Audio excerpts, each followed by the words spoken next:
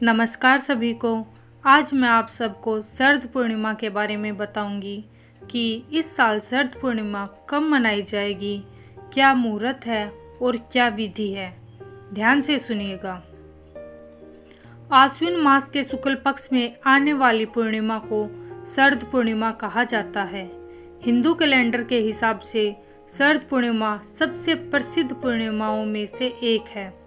ऐसा माना जाता है कि शरद पूर्णिमा साल में एकमात्र ऐसा दिन होता है जिसमें चंद्रमा की सभी 16 कलाएं होती हैं। हिंदू धर्म में प्रत्येक मानव गुण एक ना एक कला से जुड़ा होता है और यह माना जाता है कि 16 अलग अलग कलाओं के संयोजन से एक इंसान बनता है। भगवान कृष्ण भी 16 कलाओं के साथ पैदा हुए थे और वह भगवान विष्णु के पूर्ण अवतार थे।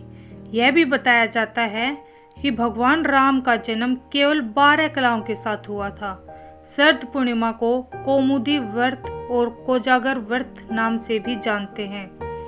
तो शरद पूर्णिमा की पूजा विधि मुहूर्त क्या है, जानिए।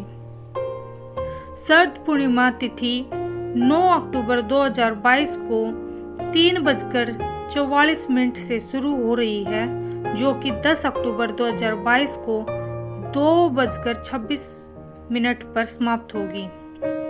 शरद पूर्णिमा पर चंद्रोदय शाम 5:52 पर होगा और चंद्रमा निकलने के बाद पूजा की जाती है। तो इसके मुहूर्त क्या है?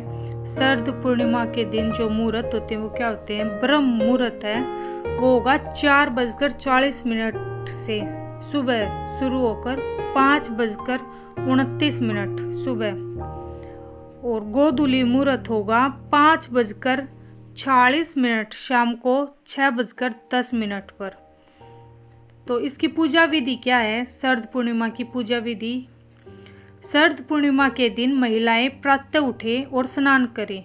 मुमकिन हो तो नदी या कुंड में स्नान करें। इसके बाद अपने आराध्य भगवान को नहलाएं और नए वस्त्र आभूषण पहनाएं। रात के समय गाय के दूध से खीर बनाएं और उसमें चीनी या फिर ड्राई फ्रूट्स आदि मिलाकर उसका भगवान को भोग लगाएं।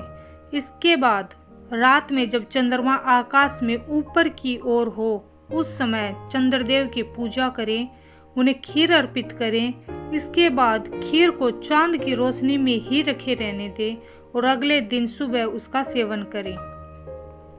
पूर्णिमा के व्रत के दौरान शरद पूर्णिमा की व्रत कथा पढ़ें, जिससे पुण्य मिलेगा।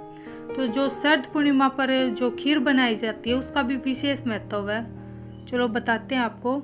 मान्यताओं के मुताबिक इस दिन चंद्रमा की किरणों में उपचारी गुण होते हैं जो शरीर और आत्मा को पोषण देते हैं। यह भी माना जाता है कि शरद पूर्णिमा के दिन चंद्रमा की किरणों से अमृत निकलता है, इसलिए उसका लाभ लेने के लिए खीर को रात में चंद्रमा की रोशनी में रखा जाता है। इसके बाद सुबह के समय खीर का प्रसाद के रूप में सेवन किया जाता है। इसके बाद जो है शरद पूर्णिमा की एक और कहानी है जो हमारे शास्त्रों में बताई गई है, वो भी मैं आपको बताती हूँ। ब्रज क्षेत्र में शरद पूर्णिमा को रास पूर्णिमा या फिर रस पूर्णिमा के रूप में भी जाना जाता है। ऐसा माना जाता है कि शरद पूर्णिमा के दिन भगवान कृष्ण ने दिव्य प्रेम का नृत्य महारास किया था। शरद पूर्णिमा की रात कृष्ण की बांसुरी का दिव्य संगीत सुनकर वृंदावन की गोपियां अपने घरों और परिवारों से दूर रात भर कृष्ण के साथ नृत्य करने के लिए जंगल में चली गई थी। यह वह दिन था जब भगवान कृष्ण ने हर गोपी के साथ कृष्ण रूप में रास किया था। ऐसा माना जाता है कि भगवान कृष्ण ने उस रात को लंबा कर दिया था और वह रात इंसानी जीवन से अरबों साल के बराबर थी। यह भी एक कहानी थी जो मैंने आपको बताई। और शरद पूर्णिमा का विशेष महत्व है। वास्तव में कहा जाता है कि इस दिन चांद की रोशनी से अमृत बरसता है। तो शरद पूर्णिमा के दिन आप भी खीर बनाएं और चंद्रमा की रोशनी में उसे रखें। सुबह उसका सेवन करें, सब बीमारियां आपसे दूर होंगी और आप स्वस्थ रहेंगे।